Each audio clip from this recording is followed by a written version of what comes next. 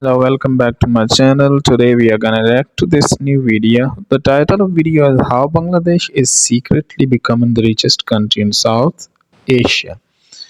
So these days, like during my travels to different countries, I have been seeing these products made in Bangladesh. So sometime I'm thinking like, okay, so they are doing something there because like they are making t-shirts and lot of like garments and everything, and maybe they are also create like developing some technology products, like manufacturing them and then exporting to other countries. So there is something is going on, but we are not aware of it. Maybe a lot of people are aware of it, but maybe I'm not aware of it. So today I found this. I was always curious to just visit Bangladesh and these type of countries, like which in Bangladesh we were part of same culture, same country, not culture but country. And so there are a lot of things we I always wanted to visit Bangladesh for, and then it is, if you want to go to Bangladesh, then there is India, and you have to first go to Dubai or somewhere, and then you have to go to Bangladesh. And so everything is so complicated. So I did not go yet, but in future hopefully I will go. But today let's see what is going on in Bangladesh. Okay, so let's start. The video is already too long, so like we will not make any further delay. 3 2 1 go. On March 7, 1971, Sheikh Mujibur Rahman informally declared Bangladesh's independence from what was then known as West Pakistan.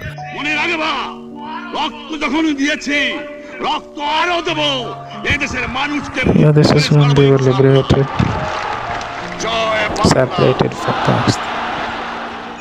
Despite calling for a peaceful I have no clue resolution, about these history words because I was ignited not an here at that unimaginably time, violent but conflict in which an I estimated have no 3 million problem with the Bangladeshis people were of Bangladesh. systematically exterminated in a gruesome genocide, the scale of which had not been witnessed since the atrocities of the Second World War. By the end of the conflict, Bangladesh emerged as the newest country in the world, but it also became the poorest. The destruction wrought by war was thorough, ravaging virtually every road, every bridge, every factory, and every farm, the timing of which could hardly have come at a worse time. Just 4 months prior, Bangladesh was hammered with the most destructive tropical cyclone in recorded history, which flooded a fifth of the entire country and claimed the lives of 500,000 people.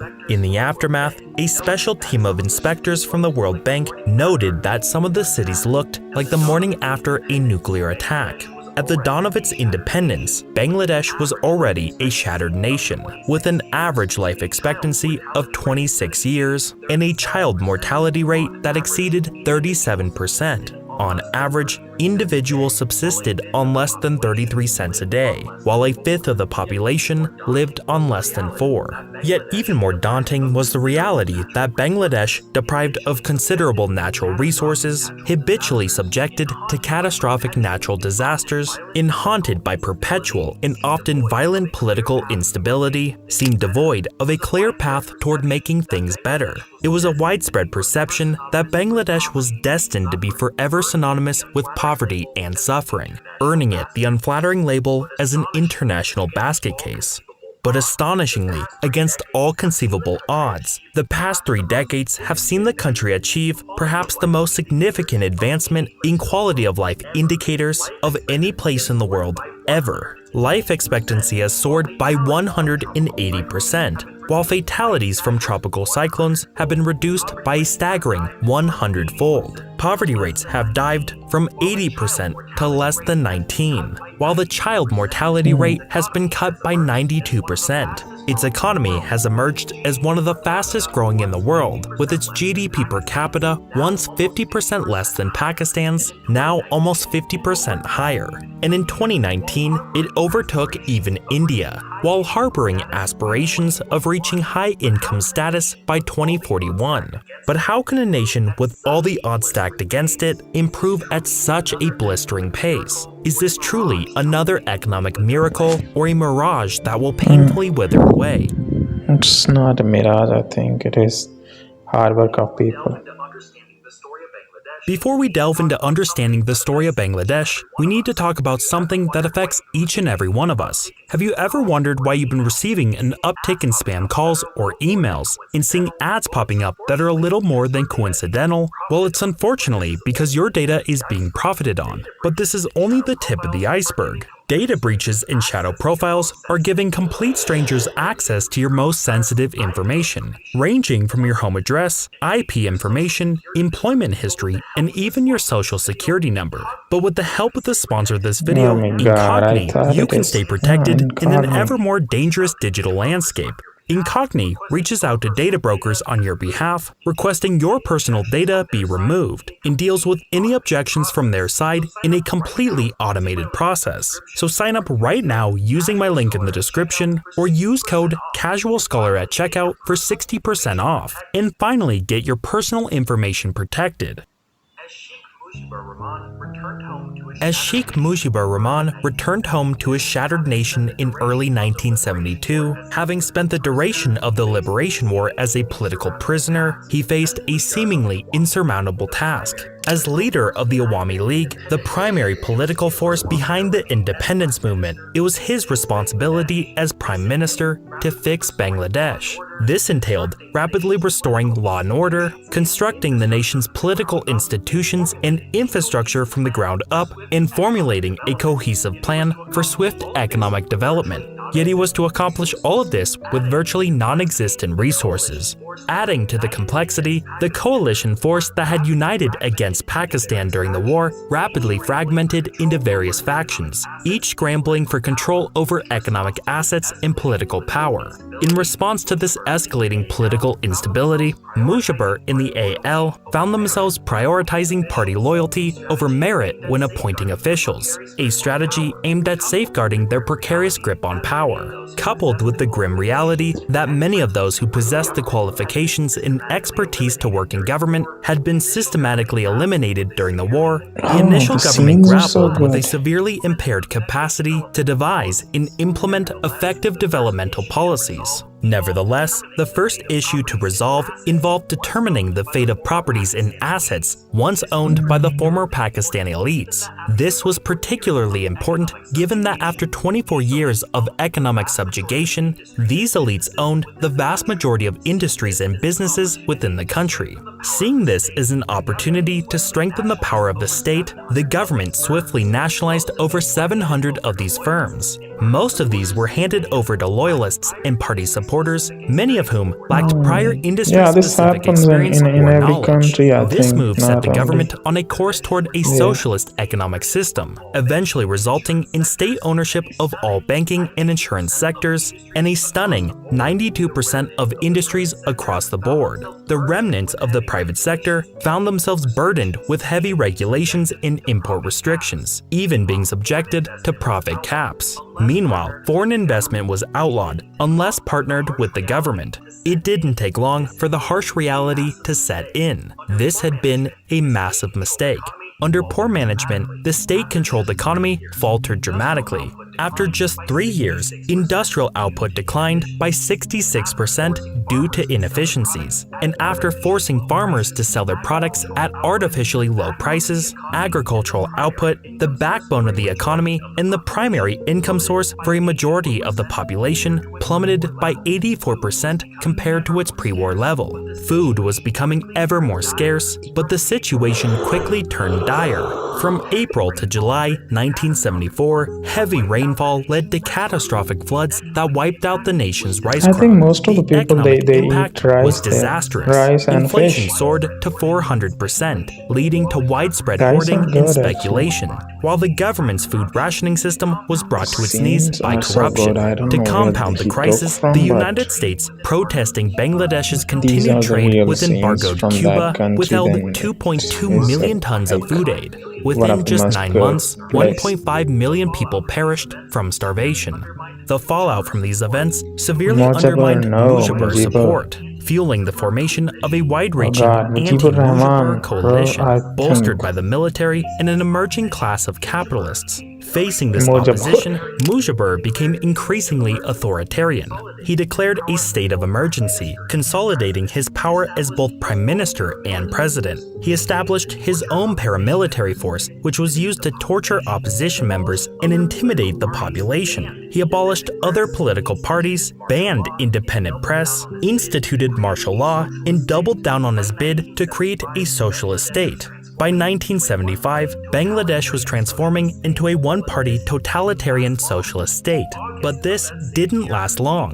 In August of that same year, a violent military coup resulted in the assassination of Mujibur and his extended family. His two daughters studying in Europe were the only survivors. Political chaos swiftly erupted with a rapid series of coups and counter-coups. When the dust finally settled, the martial law administrator, General Ziaur Rahman, more popularly known as Zia, rose to power in 1977. Subsequently, he established the Bangladesh Nationalist Party, or BNP, and started enacting sweeping policy shifts, the most consequential of which was an emphasis he placed on attracting foreign aid. Numerous Western countries and international donors had been willing to extend significant aid to Bangladesh since its independence. However, they insisted that a precondition for this support was a pivot by Bangladesh away from socialism and toward a more liberalized economic system. Under Mujibur's leadership, the government had been reluctant to make such concessions. However, by the time Zia assumed power, the situation had worsened to such a degree that aid became a desperate necessity. To appease foreign donors, restrictions on foreign investment were lifted, the stock market was reactivated, tariffs and duties were reduced, and a slow process of selling off state-owned companies began. In doing this, Bangladesh started receiving massive amounts of foreign aid as promised, amounting to just under $1 billion in 1977, or 8% of the nation's GDP. Meanwhile, the reforms themselves started to improve the economy and most critically for agriculture, something that was of particular importance as the nation was already the most densely populated in the world. The previously vast subsidized public food system and price restrictions were dismantled, while restrictions on imports like fertilizer, mechanized irrigation equipment, and pesticides were removed. Yet the most impactful development was the introduction of high-yielding variety rice crops, which were specifically developed to resist disease, shorten the growth cycle, and increase the caloric output per acre. Farmers were now able to produce more food on the same plots of land and were even able to start growing in the winter. As a result of these developments, despite a 10% reduction in the use of land, agricultural output tripled from 1971 to 2010, ensuring Bangladesh did not suffer another famine after 1974. Despite these initial successes, in which the economy doubled in size in less than 5 years, Zia decided against reforming the economy further, combined with a fall in foreign aid and a series of poor harvests. By the early 1980s, economic growth slowed significantly. Coupled with Zia's efforts to depoliticize the military, a sense of uncertainty and stagnation began to grow, ultimately triggering 21 political history of Bangladesh first, because I didn't know this Zia guy, because Bangladesh was he once was again controlling thrust the into country political throughout. chaos. After a final bloodless military coup, Army Chief of Staff Hussein Mohammad Ershad took control of the country in 1983. In his effort to avoid ending up like Zia, Ershad solidified his power through an increase in authoritarian measures. He outlawed unions and rival political parties, disbanded the constitution, and reinstated martial law. Despite his promises to transition the country into a democracy, he consistently deferred elections and manipulated referendums to his advantage. However, Ershad reignited the economic reform process that had begun under Zia. The rest of the Mujibur-era restrictions on the private sector were eliminated. A much larger portion of the state-owned industries were transitioned into private ownership, and businesses were now allowed to compete in banking, insurance, and other financial sectors. Yet the largest endeavor was a coordinated effort to stimulate export-oriented economic growth, inspired by the then recent successes of Hong Kong, Singapore, South Korea, and Taiwan. This was initiated with the establishment of an export processing zone in the country's southeast. Within this 450-acre zone, companies are allowed to import machinery, equipment, and manufacturing materials tax-free, so long as they are strictly used in the production of goods for So export. cool. This You was can see on my complemented with back. the introduction This of back-to-back letters of credit, which thing is essentially like is a frozen. financial tool used to decrease the risk for foreign companies selling machinery and equipment to Bangladeshi business owners, something that had previously This is plagued far away. industrial expansion. Yet strangely, for all these expansive economic reforms, the most important development that occurred under the Ershad government was what it decided not to do. Ever since Bangladesh emerged as one of the poorest and least developed countries on Earth, it became a magnet for non-government organizations or NGOs, many of which were homegrown in the aftermath of the Independence War. While there was government cooperation with these NGOs prior, Ershad expressed a profound level of openness with them, enabling them to provide everything from educational and financial services to healthcare and family planning. This, however, is unusual. Typically, countries suffering from political instability, and especially those headed by military regimes, are reluctant to let NGOs take over such basic services because traditionally these services are tools used by the government to ensure public support. Allowing non-state next actors aunt to is take looking over like, is oh, often come viewed on, to weaken the the camera government's guy. legitimacy and thus threatens the power of those in charge. Yet Bangladesh's government at the time was just too weak to provide all necessary services, and any attempt to raise taxes was seen as a more politically costly maneuver. Therefore, Ershad allowed NGOs to operate untethered, and soon after, Bangladesh became a so-called laboratory for new experimental poverty-reducing initiatives, and two NGOs in particular would change the nation forever. In 1976, university economics professor Muhammad Yunus closely observed the abject poverty experienced in the small village of Jobra near his home. In his studies, he found that one of the biggest hurdles that people faced in the community was a lack of access to money to which they could use to improve their productive capabilities. But the nation's financial sector was weak, and banks either refused to give the poor small loans or exploited them with outrageous interest rates. After experimenting with different methods of loaning his own money, Yunus pioneered the modern idea of microcredit. Poor rural residents were asked to form groups of 5 and were each given tiny loans without the need for collateral. They were then guided to use the loans to buy productive assets like cattle, improved farming equipment, or to start small businesses. Meanwhile, group members were responsible for supporting each other during repayment difficulties, as any default by an individual jeopardized the entire group's access to future credit. This simple method had stunning efficiency, with 97% of loans being fully paid back. By the early 1980s, this system had gone nationwide, with Yunus founding the NGO Grameen Bank in collaboration with the Ershad government and utilizing international donor capital. While there were other external factors at play, How is weather in areas situation where in Grameen Bank Bangladesh? Is it became cold or operational, hot the or rate what? of extreme poverty reduced from 75% to 48%. And over a few decades, borrowers saw their incomes rise 43% higher than those that did not participate.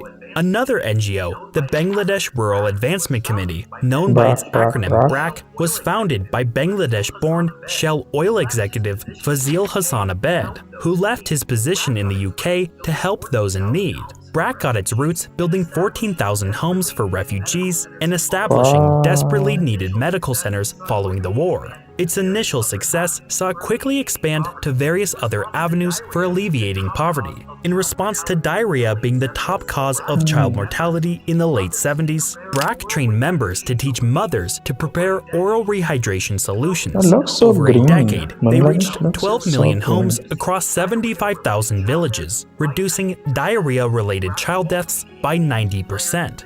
BRAC also became a key player in the distribution of microcredit, aimed specifically at impoverished women who faced extreme cultural discrimination in the country. In their efforts, they found that by giving the female heads of households access to money, a far greater percentage of that money was spent on improving the education and health of children. This program also helped pave the way for greater acceptance of women in the economy, which would have a huge positive implication later on. Meanwhile, BRAC, other NGOs, and the government spearheaded an extensive family planning campaign to curtail the soaring birth rates, bringing it down from nearly 7 births per woman in the 70s to just 2 today. Through further efforts in establishing everything from primary schools, medical clinics, and hospitals, NGOs have drastically improved productivity, safety, health, and education among the country's poorest. And this progress can be largely attributed to the substantial growth of NGOs during the Ershad administration. Yet, by the year 1990, Ershad's grip on power was starting to wane as he continued to pass controversial legislation and rigged elections to his advantage. Mass, broad-based demonstrations, strikes, and protests started to appear regularly, while the heads of the 2 major parties, the BNP and AL, started to provide tangible democratic alternatives to the current system. By November, the protests had become so large and disruptive that they were able to successfully persuade the military to withdraw its backing from Ershad, subsequently forcing him to step down from power on December 6, 1990. Bangladesh was now to transition into a functioning parliamentary democracy, or at least was hoped to. Under the oversight of a neutral caretaker government, a generally perceived free and fair election placed the BNP into a slight majority with Khalida Zia, General Zia's widow, as prime minister. Under BNP leadership, Bangladesh continued its trend of economic liberalization. This involved incentivizing foreign investors by allowing them to fully own industrial firms. In tandem, restrictions on currency exchange were removed, and labor laws underwent simplification to make hiring easier. Meanwhile, 7 new export processing zones were opened, in the hopes of finally spurring on sustained export-oriented growth. But with no significant natural resources, an unskilled workforce, and limited capital for investment, what exactly do you export? Drawing inspiration from the rapid development of Asian economies like Korea, China, and Vietnam, Bangladesh identified garments as the shared starting point for their success. By the 1990s, conditions were ripe for Bangladesh to continue this trend, a process that had actually begun decades earlier. A mere 2 years after Bangladesh's independence, developed nations began protecting their own garment industries, which were facing stiff competition due to the influx of cheap imports from Asia. To remedy this, they created the multi-fiber arrangement, which established stringent import quotas on each of the major garment-producing countries. Yet this inadvertently provided an opportunity for Bangladesh. Manufacturers hampered by these quotas discovered a loophole. They could bypass the restrictions by setting up factories in countries lacking substantial garment industries already. South Korean corporation Daewoo seized this opportunity, partnering with Daesh Ltd to create a production base in Bangladesh. This move was further incentivized by Bangladesh's status as a least developed country, granting it preferential duty-free trade with developed markets. In the late 1970s, Daesh dispatched 130 employees to South Korea to undergo an 8-month intensive training course covering sewing techniques, factory management, and international marketing. However, these plans backfired when almost all trained employees left to establish their own garment businesses. Despite this, the industry in Bangladesh was initially slow to grow, as restrictive business conditions and economic policies stifled rapid expansion. However, with the reforms under Zia and then Ershad, and the use of back-to-back letters of credit and the creation and expansion of economic processing zones, garment exports began to rise by the late 1980s. But then, with the relative stability under a new democratic system, combined with other competing nations maturing to more complex industries, Bangladesh was now the new ideal location for garment manufacturing. In Bangladesh, it was just cheaper to rent warehouses, cheaper to employ labor as its wages were among the lowest in the world, and coupled with its massive population, it was just easier to find endless pools of workers to fill new factories. As a result, the garment industry started booming dramatically, And importantly, it was hiring mainly poor women, Wow, composing that some is good 90% of because the industry's workforce, which not only boosted overall employment, but also specifically increased at poor least family women incomes. can. Between 1990 and 2021, the value the industry generated skyrocketed from $640 million to over $34.2 billion, accounting for 81% of the nation's exports and making Bangladesh home to the second largest garment industry in the world, only trailing behind China. This crucially started bringing in foreign currency, which was supercharged by another simultaneous development. Following increased economic globalization in the 80s and 90s, the international demand for labor increased significantly, and this gave This is so opportunities good. for Bangladeshi workers to find employment in other It looks like countries and Istanbul. sending the money back home to their families. While these workers went to a variety of different countries, most went to Saudi Arabia, the UAE, and other Gulf states. The total revenue they sent back grew from $778 million in 1990 to $10.8 billion in 2010. The combined revenue from garment exports and migrant labor turned Bangladesh's historic trade deficit to a surplus, decreased the nation's dependence on foreign aid, and allowed the government to invest more heavily in education, energy projects, and transportation infrastructure, including the Bangabandhu and Padma bridges, which finally connected all the major sections of the country. Along with the continued work of NGOs, this generated a stunning positive economic feedback loop. From 1990 to 2020, the economy averaged a Now I GDP really growth want to rate know. of 5.6%, making it one of the fastest growing economies in the world and allowing it to surpass both Pakistan and India in GDP per capita. Bangladesh today looks almost nothing like it did when it gained independence. Nearly every significant indicator of quality of life has drastically improved, from child mortality, life expectancy, GDP per capita, poverty I rates, want to know educational the enrollment, best and time to literacy visit rates. What has Bangladesh happened in Bangladesh in the last 50 years is because nothing short of a miracle, and this I miracle don't does want to not go appear to be when slowing. the weather While the is messed up. pandemic and geopolitical conflicts temporarily set the nation back, it is already bouncing back and is projected to return to rapid growth. Meanwhile, the previous efforts to decrease fertility rates means Bangladesh is now currently benefiting from a demographic dividend, in which today more than 50% of the population is working. And as the government plans to continue investing in human capital and infrastructure, Bangladesh seems poised to continue bringing millions out of poverty and achieve its plans of becoming a high-income country by 2041. Yet beneath these indicators lies an assortment of vulnerabilities that threaten to stifle all this progress. To start, despite its best efforts, Bangladesh is struggling to diversify Wow. its economy away from garments, in which it has become way too reliant upon. Today, garments account for 10% of its economy and 81% of its exports. Yet, as the country grows, it is projected to no longer be classified as a least developed country by 2026, meaning it will no longer receive preferential trade with rich nations. This in turn is giving other nations like Cambodia and Ethiopia the chance to steal away some of its market share. To make matters worse, Bangladesh's competitive advantage in garments is now solely as a result of its very low wages, meaning the garment industry does not provide a good path toward increasing income levels further, and in fact pose a threat to the whole nation should the industry decline. At the same time, Bangladesh has been in the midst of a gargantuan and unplanned urbanization. In just 30 years, over 44 million people have migrated from the countryside to the major cities. It has proved impossible for the nation to build homes, hospitals, highways, and other basic services at a fast enough rate to satisfy this incredible demand.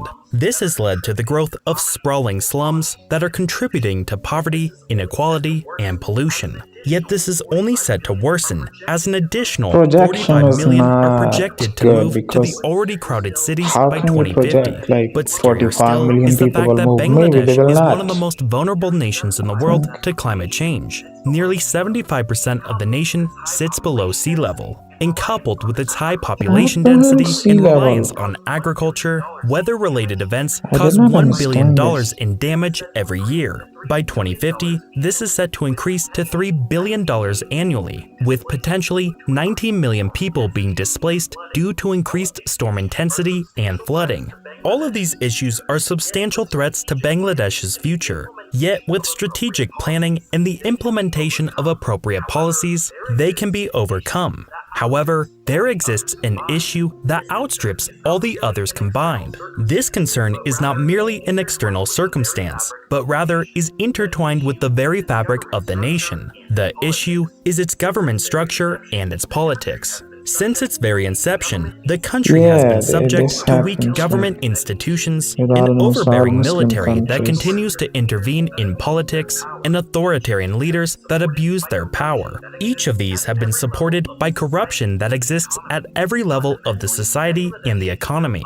Fundamentally, Bangladesh is built on a system of patron-client relations. Those with power provide protection, employment, or other benefits to less powerful individuals in return for support, loyalty, or services. At the top, government officials maintain their power by gaining the support of various and powerful interest groups. They do this by doling out legal protections, giving public loans that are never expected to be paid back, and handing out lucrative government contracts. To make this possible, there exists no meaningful mechanism to enforce government transparency or accountability. Meanwhile, a non-independent justice system not only protects corrupt officials from prosecution, but is also weaponized to attack political opponents. Today, Bangladesh ranks 147th on the Corruption Perception Index, only slightly better than Taliban-controlled Afghanistan. This has dramatic implications for the economy and specifically the poor. Extortion, bribes, and unofficial fees are a part of everyday life and include everything from applying to become a primary school teacher, getting out of unfair traffic tickets, and getting access to welfare and subsidies. These are Businessmen noodles. looking to enter a new market are subject to mountains of pointless red tape, have difficulties This acquiring is a loans lot of unless money. they are politically well connected, and they must bribe officials to get basic permits. All of this is exacerbated by shaky legal contract enforcement, weak property rights, and inadequate law enforcement, all combining to rank Bangladesh in 168th place for ease of doing business. Thus, foreign investment remains painfully low, at one of the lowest levels as a percentage of GDP of any Asian country. This partially explains the nation's difficulties in diversifying away from garments and into more profitable industries.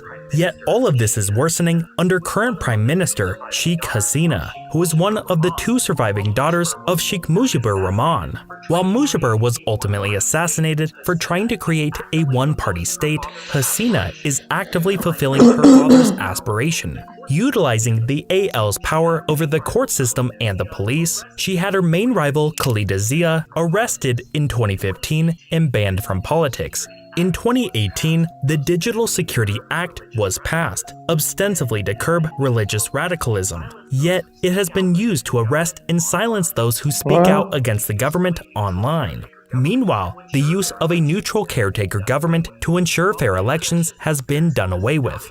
While Bangladesh has experienced astounding increases in quality of life, this has largely been spearheaded by NGOs that were only allowed to operate so freely because the government was too weak to provide basic services. The economy has experienced explosive growth due to economic reforms that have opened the economy, yet they were initiated as a result of international donor pressure. While the government has made some key investments and correct policy choices, Bangladesh's recent success is largely not due to the government, but in spite of it. As NGOs are slowly boxed out by the government and international aid continues to be less important, it is hard to see the government continuing to make the right choices when it seems preoccupied with keeping power and maintaining institutions that perpetuate corruption.